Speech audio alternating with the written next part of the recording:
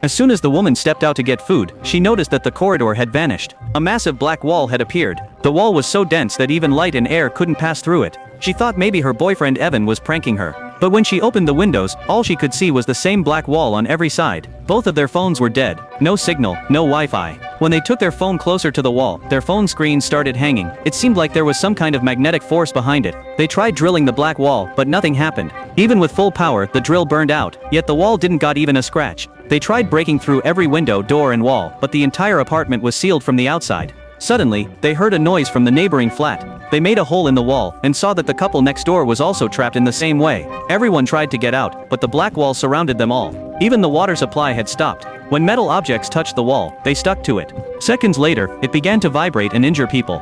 At that same moment, sounds of a fight came from the nearby flat. They widened the hole, and saw a woman lying on the ground, but she told them that it was their personal matter. Now breaking through the wall seemed like the only option left. Evan hit the wall with an axe, but again, nothing happened. That's when she remembered that the building had been constructed over an old bunker. They broke through the floor and went down there. They found an old man holding a pistol who didn't want anyone to enter his room. His granddaughter explained that this was now a matter of survival. Everyone needed to work together. Below they found hidden cameras. Someone was watching them. All of them suspected the building owner who lived in the next flat. They broke through the wall and discovered the owner inside. He was dead. The situation had become even more mysterious. On the floor below they found a stranger. He said he was a friend of a tenant who had died strangely the previous night. The same night, the black walls had appeared. He believed that the world might have already ended, and these walls were some kind of protective shield. Everyone began going deeper underground. They found another door, but behind it was the same black wall. It became clear, this was not a normal wall. It could only be opened using some logic or a code. Two teams were formed. One team began searching through old manuals, the other searched the owner's flat and found a hidden room.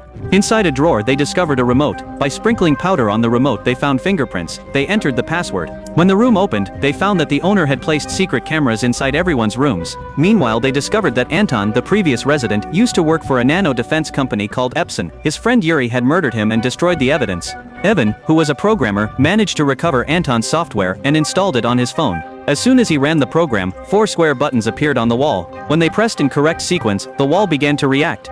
Anna tried to reach out, but the wall pulled her in, and she died instantly. Marvin was emotionally damaged. At that moment, Evan remembered how many times the lights had flashed in Anton's room in the CCTV footage. That was the password. She pressed the buttons in the same sequence, and the wall began to open.